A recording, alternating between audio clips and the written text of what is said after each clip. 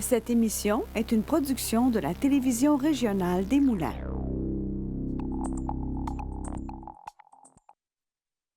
Aujourd'hui, au bulletin. Terrebonne veut accueillir la finale des Jeux du Québec 2029. Le maire de Saint-Alexis, Michel Ricard, nous parle de sa vision des 4 prochaines années. Et le marché de Noël est lancé dans le vieux Terrebonne. On en discute avec Naila Hood. Je suis Charles Lantier et bienvenue à votre bulletin d'actualité régionale.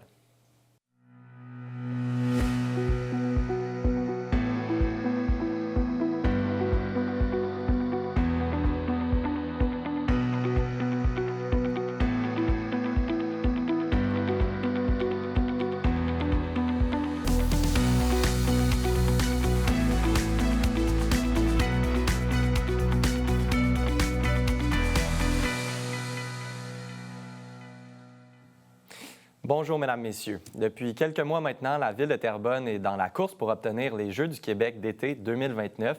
Pour en discuter et discuter de cet événement, du dossier de candidature de la Ville, nous recevons en studio Julien Troussard, président du comité de candidature et associé chez Oliva Capital, ainsi que Jean-François Lévesque, directeur du loisir et de la vie communautaire à la Ville de Terrebonne. Bonjour, messieurs. Bonjour. D'abord, d'emblée, j'aimerais parler pour monsieur, madame, tout le monde, qu'est-ce que c'est les Jeux du Québec? Les Jeux du Québec, c'est une compétition d'envergure qui s'étale durant 2 semaines. On accueille à peu près 3500 jeunes. On regroupe 2500 bénévoles de notre communauté. On parle de sites d'activités répartis sur le territoire. Donc, c'est 135 000 visiteurs. C'est 20 millions de retombées économiques pour Terrebonne. Donc, c'est vraiment un événement d'envergure. On parle d'une grande mobilisation. Pourquoi c'est important d'en parler? Mais c'est important d'en parler parce que c'est pas un projet qui peut se mener par soi-même. C'est un projet qui doit être porté par l'ensemble de la communauté. C'est essentiel que ça soit porté pour tous et chacun parce que l'impact que les Jeux du Québec vont avoir sur notre ville, sur les infrastructures, puis sur l'engagement de nos jeunes dans la communauté sportive et des bénévoles dans toutes nos associations sportives, c'est des marques qui vont être restées pour les 20 prochaines années, pour les 30 prochaines années. On sait que nos associations sont portées à bout de bras par des bénévoles, mais ça prend aussi un rafraîchissement de ces bénévoles-là. Donc, d'avoir un bassin, comme Jean-François parlait, d'autant de bénévoles, bien là, on ajoute une masse critique. Les jeunes se créent des modèles, ils vivent des rêves, ils vivent des activités complètement exceptionnelles. On a eu la chance de visiter Trois-Rivières cet été. Ça marque la vie d'un jeune pour le reste de sa carrière, que ce soit une carrière professionnelle, mais une carrière d'athlète ou pas. C'est pas l'élite, il y a de l'élite à l'intérieur de ça, mais ça va laisser des legs à ces jeunes-là pour le reste de leur vie. Puis pour ça, bien, ce que ça prend, c'est mobilisation de l'ensemble de la communauté. Ça prend la ville, ça prend l'appareil municipal, ça prend la communauté des affaires, mais ça prend les citoyens, parce que c'est pour les citoyens qu'on fait ça. C'est pas un projet dans les airs rêvé dans un fichier Excel, là. C'est vraiment pour un impact concret sur le terrain.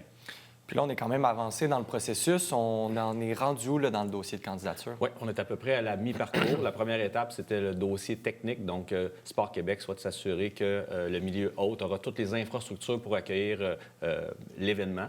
Donc, ça a très bien été de notre côté. La deuxième étape était toute la question des partenaires financiers, le budget. Donc, on vient de compléter cette étape-là qui a été déposée il y a 2 semaines. Et là, on est dans le dernier blitz pour les 6 prochains mois, car la candidature va se terminer en juin prochain. Et là, c'est la finalisation du dossier qui va se compléter par un comité qui va présenter devant Sport Québec la candidature de Terrebonne. On le sait, c'est une course à 2 avec Sorel Tracy. Oui. Selon vous, qu'est-ce qui vous démarque en tant que ville pour recevoir cette finale des Jeux du Québec-là? Bien, au niveau de Terrebonne, on n'a jamais reçu les Jeux du Québec. Les Jeux du Québec, outre la mobilisation, le souhait de la ville de développer le tourisme sportif, c'est important. Je pense que ça peut être plusieurs villes. C'est un levier, dans le fond, pour se positionner dans le futur comme une ville qui souhaite accueillir des grands événements sportifs. Il y a aussi toute la question des legs. On va avoir des legs très intéressants à proposer. Donc, dans notre candidature, on souhaite améliorer notre piscine. On souhaite développer des terrains de volley-ball de plage qui vont être vraiment bien accueillis par la population et dans beaucoup d'infrastructures en baseball aussi qui vont être refaits. Donc, on pense que c'est vraiment intéressant pour la population au niveau des legs que l'événement nous rapporterait. Et pour la suite des choses, les étapes avancent vite, là, vous le dites, là, dans 6 mois, c'est déjà vers la fin là, du dossier de candidature. Qu'est-ce qui vous attend pour la suite? Bien, la première chose, c'est de continuer à être visible sur le territoire. On voit nos panneaux publicitaires, l'affichage qui a été fait sur plusieurs enseignes de la ville. On va être dans tous les événements. On est là au marché de Noël, on est là dans plein d'événements. Ce qu'on veut, c'est que les citoyens de Terrebonne embarquent dans cette aventure-là, puis aillent signer le formulaire de soutien qui est disponible en ligne. On a déjà une énorme mobilisation qui nous suit. Là, le but, c'est vraiment engager le plus de personnes possible qui vont soutenir ça, parce que ça compte dans le cahier de candidature. Après ça, dans les 6 prochains mois, ce qu'on va faire, c'est qu'on va aller confirmer d'autres supports financiers du milieu privé. Quand je parle d'une mobilisation, c'est vraiment de chacun des secteurs du milieu. On est allé chercher les partenaires essentiels, on est allé chercher les écoles, les commissions scolaires, on est allé chercher le CISP, je vais dire Santé Québec maintenant, on est allé chercher des partenaires privés, mais c'est vraiment là-dessus qu'on a besoin d'aller travailler. Puis ça va occuper notre quotidien. Vous allez nous voir partout. Les équipes sont mobilisées, puis on est vraiment passionnés par ce projet-là.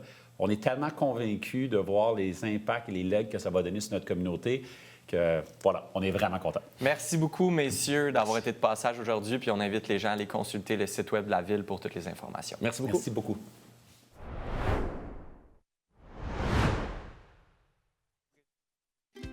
J'adore être une vainqueur. Je fais partie du programme pour enfants amputés des amputés de guerre. Le programme Les Vainqueurs aide les enfants amputés comme moi. Il me fournit les prothèses dont j'ai besoin pour mes activités du quotidien. J'ai accès en tout temps à du soutien et à des ressources sur la vie avec une amputation. Je peux rencontrer d'autres enfants qui me ressemblent. Grâce à vos dons à l'Association des amputés de guerre, les possibilités pour les enfants amputés sont infinies. Merci!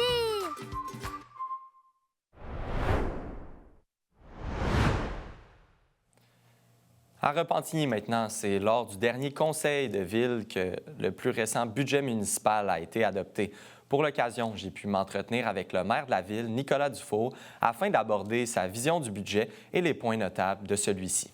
C'est un budget qui est dans la continuité des 4 dernières années. Hein. On a toujours promis de battre l'inflation à chaque budget. Les 4 premières années, on a commencé en 2022 avec 0 % d'augmentation du compte de taxes. On a toujours réussi à battre de moitié l'inflation. Cette année, on est pile dessus, donc une augmentation de 3,49 % qui représente au final 120 $ de plus sur le compte de taxes municipales. Donc, on parle de 10 $ par mois là, pour plus de 72 % là, des résidents de Repentigny. Donc, ce n'est pas un budget là, qui a une grosse augmentation en matière de compte de taxes, mais c'est surtout un budget qui est rigoureux, qui est équilibré puis qui investit dans les demandes que les citoyens nous ont faites tout au long de la campagne électorale. Entretenir nos égouts, entretenir nos rues, réparer nos parcs déjà existants, réparer le toit qui coule avant de faire une nouvelle salle de bain, quoi. Un des défis qu'on a à Repentigny, c'est que 80 % des revenus fiscaux de la municipalité reposent sur le compte de taxes résidentielles. On a très peu d'entreprises et d'industries qui contribuent au coffre de guerre et c'est ce qui fait la difficulté dans laquelle on est présentement. Puis c'est justement pourquoi on veut requalifier le parc industriel, le projet Avancia, attirer des nouvelles entreprises, attirer des nouveaux commerces pour nous permettre d'avoir un meilleur rééquilibrage entre la taxation résidentielle, industrielle et commerciale. Vous savez, à Repentigny, là, juste en termes de réfection de rues et d'aqueducs, là, on a un déficit structurel d'investissement là, qui s'est cumulé dans les dernières années, qui s'élève aujourd'hui à 1 milliard de dollars. Donc, notre priorité comme administration rigoureuse, c'est de s'assurer de maintenir les actifs avant de commencer d'investir dans des nouveaux projets. Inévitablement, un nouveau projet va amener des nouvelles dépenses. Est-ce qu'on peut s'assurer de réparer ce qu'on a déjà? Maintenant, on est une ville aussi qui est bâtie à 100 % ou presque. Donc, c'est sûr et certain qu'il y a beaucoup plus d'argent qui est dévolu dans le maintien des actifs. Mais c'est tout un changement dans la philosophie de la municipalité parce qu'avant notre arrivée en poste, 60 % des investissements étaient faits pour le maintien des actifs, 40 % pour des nouveaux projets. Depuis qu'on est arrivé en poste, 91 % des investissements sont pour le maintien des actifs. Parce qu'un dollar qui est bien investi aujourd'hui, là, il va nous rapporter à long terme, mais surtout, il va nous éviter des dépenses supplémentaires à long terme. Du côté des dépenses, les 3 secteurs dans lesquels la Ville investit le plus sont la sécurité publique avec 44,4 millions de dollars, le réseau routier avec 39,5 millions de dollars et les loisirs et la culture avec 36,2 millions de dollars. Écoutons le maire à ce sujet. C'est sûr que pour nous, la sécurité urbaine, là, c'est toujours une priorité. S'assurer que les gens puissent vivre et s'épanouir à Repentigny en toute sécurité. On est une des villes où il y a le moins de crimes au Canada, une des villes les plus sécuritaires au Canada. On veut garder cette pôle position. Ensuite, on investit en culture et en loisirs parce qu'on veut être une ville où il fait bon vivre, qui attire des jeunes familles, qui a une belle programmation pour nos enfants, mais aussi pour nos aînés. On le voit, par exemple, avec l'animation qu'on a l'été avec l'espace culturel, les activités culturelles qu'on a là, avec les séries de spectacles du côté de Le Gardeur au parc Jean-Claude Crevier. Donc, pour nous, c'est important de réussir à offrir des activités et la très grande majorité sont gratuites. Quand on sait l'état de l'économie ces temps-ci, puis du portefeuille des citoyens, d'avoir des activités gratuites, bien, ça fait du bien, c'est un baume. Alors, pour nous, là, c'est une de nos priorités. C'est sûr qu'une municipalité, là, son travail primaire, là, c'est vraiment son rôle régalien, c'est de s'occuper des rues, des aqueducs, de la fourniture de l'eau ainsi que des déchets, la gestion des matières résiduelles. Donc, pour nous, de réparer les rues à Repentigny, bien, c'est le travail de base qu'on a. Puis c'est pourquoi, à chaque année, on investit de plus en plus dans la réfection des rues et des aqueducs. On commence déjà très tôt. Hein. À partir d'avril, les équipes du service des finances sont déjà à faire des planifications puis des prévisions pour l'année suivante. On travaille ça, bien sûr, en étroite collaboration avec l'ensemble de nos directeurs. Puis je les remercie parce que toutes les divisions de la Ville, tous les services de la Ville sont toujours très consciencieux sur l'argent des citoyens. La majorité de nos employés sont eux-mêmes payeurs de taxes de Repentigny, donc ils veulent s'assurer d'avoir des services de qualité, payer le moins cher possible. Donc, c'est un travail qui se commence en amont avec la direction des finances, la direction générale, les directeurs, les employés, les cadres, et bien sûr, le politique là, priorise certains dossiers. On en parlait tantôt, là, le maintien des actifs, la sécurité publique, le loisir et la culture. Et là, on est en année électorale, donc c'est sûr que pendant environ 2 mois, là, on n'était pas là. On a laissé l'administration finaliser le budget qu'on a pu adopter là, cette semaine. C'est un travail qui se fait de longue haleine, de façon très rigoureuse. Et bien, c'est une belle collaboration qu'on a là, avec l'administration en général pour réussir à faire ce type d'exercice-là. Puis la meilleure démonstration qu'on a eue, c'est le journal La Presse, il y a quelques semaines, qui disait que Repentigny était la 5e ville au Québec qui dépensait le moins par habitant pour l'administration publique. Bien, moi, ce que ça me démontre, là, c'est qu'on investit plus pour les services, on investit plus pour les infrastructures et on a une équipe qui est assez agile pour réussir, là, avec sa capacité actuelle, à rendre des bons services. Par ailleurs, M. Dufour a été nommé comme nouveau préfet de la MRC de l'Assomption. J'ai pu en discuter avec lui. Voici ce qu'il avait à dire sur ses nouvelles fonctions. C'est une belle reconnaissance de mes pairs, collègues maires, que de m'avoir choisi pour être le préfet de la MRC de l'Assomption. C'est un rôle que je vais prendre très au sérieux, avec la même rigueur, la même discipline, puis le même investissement qu'à titre de maire. Dans le fond, un préfet, ça représente les municipalités de sa MRC, sa municipalité régionale de comté. À Repentigny, dans la MRC de l'Assomption, là, on a Repentigny, Charlemagne, Saint-Sulpice, l'Assomption et l'Épiphanie. Et le travail de préfet est de représenter ses collègues dans des enjeux communs qu'on a. À titre d'exemple, un des dossiers qui est les plus prioritaires pour moi, comment on peut mutualiser des services entre nos municipalités pour diminuer la facture pour l'ensemble des citoyens de la MRC, avoir des services qui sont encore plus optimaux et performants pour les citoyens de la MRC. Je vais vous donner un exemple. Par exemple, la police. Bien, on est déjà en collaboration avec Charlemagne. L'Assomption est en collaboration avec Saint-Sulpice. Est-ce qu'il y a du partage qu'on peut faire? Est-ce qu'on peut mutualiser certains services pour s'entraider? Pompiers? Il y a déjà des dossiers qu'on gère à un niveau MRC, comme par exemple la gestion des matières résiduelles. Donc, on a déjà des précédents de dossiers qu'on gère en commun, les 5 municipalités. Est-ce qu'on peut aller un peu plus loin pour protéger le portefeuille des citoyens? C'est sûr que je prends des conseils de tous mes collègues. Je prends, par exemple, Normand Grenier, là, à Charlemagne, qui est là depuis plus de 20 ans comme maire. Bien, c'est sûr que c'est un sage conseiller. Puis on a aussi des nouveaux, Steve Mador à Saint-Sulpice, là, qui s'est fait élire en même temps que moi en 2021. Tout le monde a son expertise, son domaine, sa vision. La beauté de notre MRC, c'est qu'on est capable de collaborer les 5 ensemble. On a toujours de très bonnes discussions franches et honnêtes, mais surtout une bonne camaraderie puis une bonne collaboration entre les 5 municipalités. Puis je remercie sincèrement mes collègues parce que vraiment, là, il y a quelque chose d'unique dans notre MRC d'être aussi solidaire entre les 5 municipalités.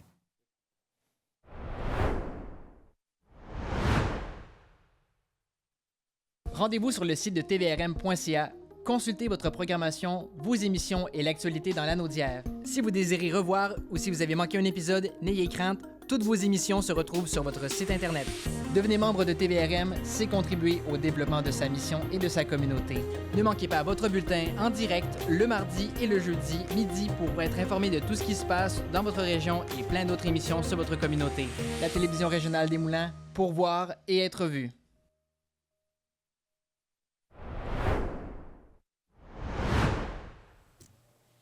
Du côté de la municipalité de Saint-Alexis, le maire Michel Ricard a été réélu pour un autre mandat et afin de parler des 4 prochaines années à la tête de la ville, je reçois en studio. Bonjour à vous. Bonjour. D'abord, parlez-moi de la municipalité de Saint-Alexis. Je tiens probablement à vous remercier de l'invitation. Puis je suis honoré de représenter la municipalité de Saint-Alexis en tant que maire. Donc, elle est située dans le cœur de la MRC Montcalm, donc un peu au nord d'ici. Donc, c'est une municipalité de 1500 habitants. C'est pas une grosse municipalité, mais quand même très dynamique au point de vue économique, agricole. Et voilà. Parlez-moi des 4 prochaines années. Quelle est votre vision? Puisqu'on le sait, vous avez été réélu. C'est quand même une continuité, là. Oui, effectivement. J'entame mon 2e mandat. J'ai été, toute l'équipe au complet, le conseil au complet a été élu par acclamation. Fait que c'est quand même quelque chose qu'on est content parce que pour croire qu'on fait un travail quand même, je pense, un bon travail. Pour les prochaines années, premièrement, principalement, c'est la consolidation de l'eau potable. On a eu un seul puits. On est en train justement de finaliser la connexion du 2e puits. Parce qu'avant de faire du développement, on veut s'assurer qu'on ne manquera pas d'eau. C'est une chose bien importante. Quand on est arrivé il y a 4 ans, bien, il y a eu il y avait un développement en cours avec des promoteurs. Fait qu'on s'est assuré de savoir c'est quoi nos capacités d'eau, autant au point de vue assainissement qu'eau potable. Donc, on veut s'assurer que personne ne va manquer d'eau puis qu'on va pouvoir faire de la construction un peu dans le périmètre urbain pour les prochaines années. J'imagine que c'est important pour vous de bien gérer vos acquis, ce qui est déjà construit, mais aussi de voir vers le futur. Bien, c'est sûr, effectivement. C'est sûr, après ma barre, il ne faut pas oublier les citoyens qui sont là. Donc, c'est pour ça qu'on veut s'assurer que, toutes nos capacités futures, mais éventuellement aussi faire un peu de développement. On ne veut pas trop en faire, on veut y aller graduellement. Parce qu'un village ou une municipalité comme la nôtre, grossir trop vite, des fois, ça peut amener des problématiques. Fait qu'on veut s'assurer que ça soit harmonisé avec le monde actuel, puis y aller graduellement au point de vue développement. Et vous êtes une municipalité qui a une très forte ampleur au niveau agricole. Beaucoup d'agriculteurs, beaucoup de terres agricoles. Effectivement, nous autres, notre territoire compte au-delà de 80 agricole. On a quand même une belle diversité agricole. C'est sûr, c'est un des moteurs économique, puis aussi l'aménagement sur le territoire. Là, il y a beaucoup d'agriculteurs.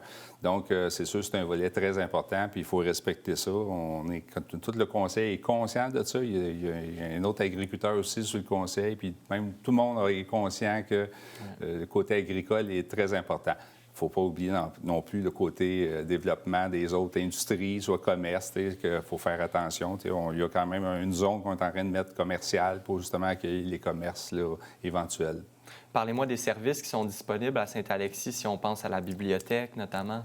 Bien, c'est sûr. On a quand même une bibliothèque municipale qui est quand même récente, qui a été faite en même temps que la construction de l'hôtel de ville. C'était l'ancienne caisse populaire qu'on a agrandie, puis finalement, c'est devenu l'hôtel de ville. Fait qu'on a les services de bibliothèque, puis il y a divers services. Là. C'est sûr qu'on n'a pas de grosses infrastructures, point de vue sport, ces choses-là, pour la population, mais n'empêche que le principal, on l'a quand même à même le village. Là. S'il y a des gens qui se posent la question, est-ce qu'on doit aller s'installer à Saint-Alexis? Quels sont vos attraits, là? Bien, écoutez, premièrement, je pense que c'est la tranquillité. Hein? Je pense que le monde de Saint-Alexis, demeurer à Saint-Alexis, c'est un attrait. Tu vas là pour être tranquille. Puis en même temps, c'est chaleureux parce que vu que c'est pas beaucoup de monde, il y a beaucoup de monde qui se connaît. On peut encore se parler par notre prénom, puis on se connaît pas mal tous. Malgré qu'il y a beaucoup, depuis la COVID, il y a beaucoup de monde qui sont venus acheter des maisons à Saint-Alexis. mais n'empêche qu'on prend le temps de les connaître, puis c'est plus intime, si on peut dire. Il nous reste environ 1 minute. Je vous laisse terminer si vous avez un message là, aux citoyens. Bien, écoutez, qu'est-ce que je pourrais dire à tout le monde, les Alexinois et les Alexinoises, bien, je suis fier encore de les représenter. On va travailler fort pour les 4 prochaines années avec l'équipe en place. Puis moi, j'en profiterai pour leur souhaiter un beau temps des fêtes, qu'ils prennent le temps, un arrêt. Ça, c'est important. On le voit, moi, je le vois, là, depuis que la COVID est terminée, ça roule tellement vite, là, qu'il faut vraiment prendre le temps un petit peu puis saluer le monde proche, parce que des fois, une maladie ou quoi que ce soit, ça peut arriver si vite. Prendre ce moment-là avec nos proches puis en profiter. Merci beaucoup d'avoir été de passage aujourd'hui en studio, puis je vous souhaite également un très bon temps des fêtes et à tous les citoyens de votre municipalité. Bien, merci beaucoup à vous également, à tout le monde de la Naudière. Merci.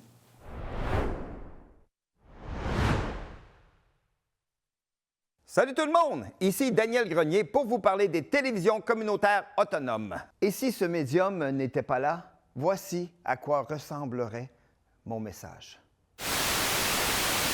Ça aurait pu être beaucoup plus triste si j'avais rajouté cette petite chanson triste. Mais bon, là n'est pas le point. Diversité de contenu, gestion indépendante locale, sans oublier une participation active à la communauté. Ensemble, encourageons les télévisions communautaires autonomes. J'ose ma télé communautaire.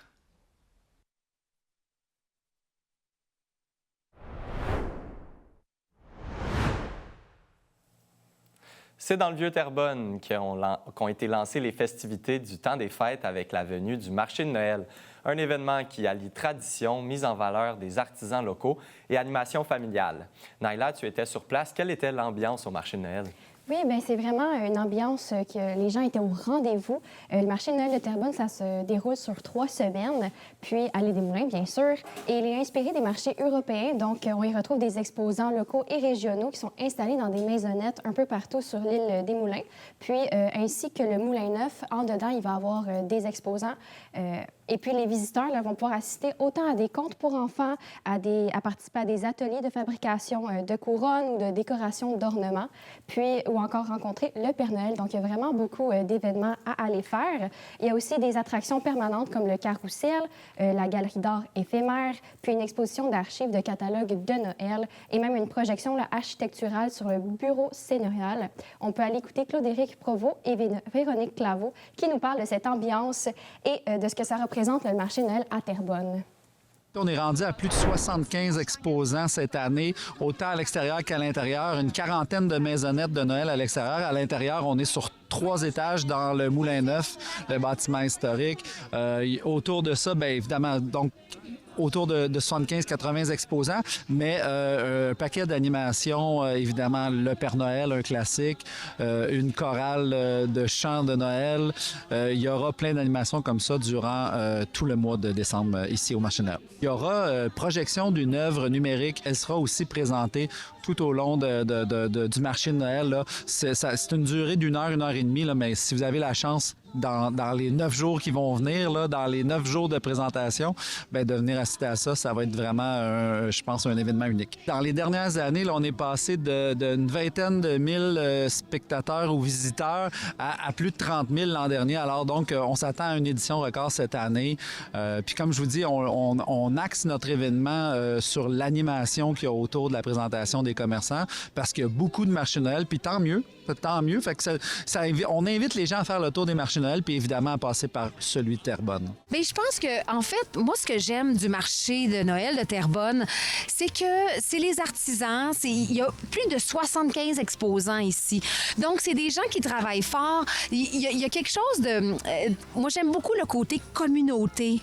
Et je pense que c'est ça qu'il faut encourager, le local. C'est des gens qui travaillent fort, ils fabriquent leurs propres choses, il y a de la nourriture, il y a toutes sortes de belles choses choses faites, des beaux produits du terroir. Donc, je pense que c'est ça, c'est vraiment d'encourager les artisans de notre communauté. L'île des Moulins, c'est extraordinaire, 4 saisons, mais là, en particulier parce qu'il y a des petites maisonnettes, il y a un carrousel, il y a de la belle musique, c'est très festif, il y a des feux, on peut se réchauffer, on peut boire un petit chocolat chaud.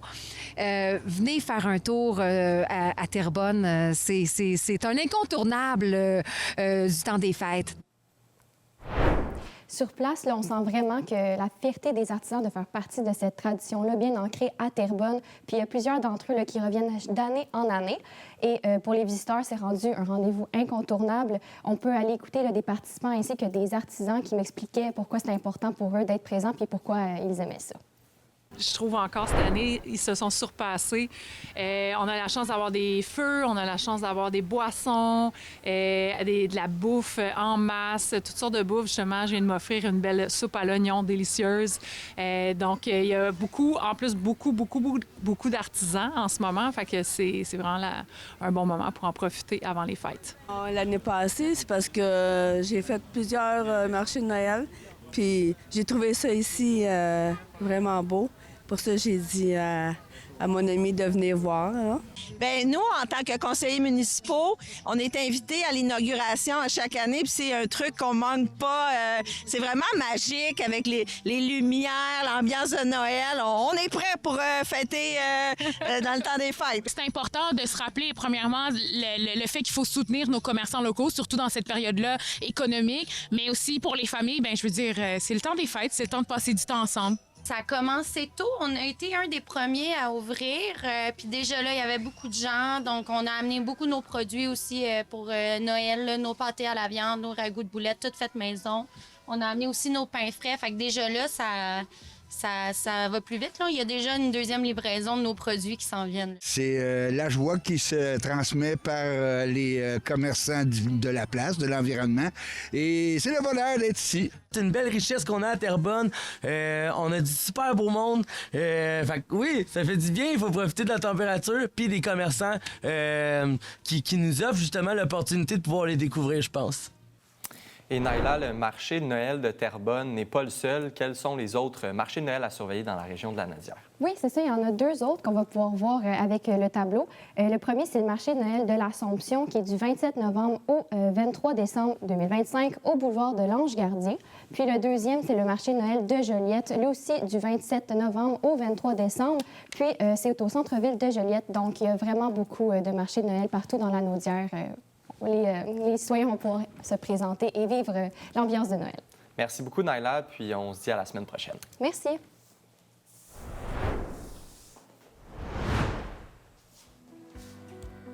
C'est ce qui conclut votre bulletin d'actualité régionale. Au nom de toute l'équipe, merci d'avoir été des nôtres. On se retrouve la semaine prochaine.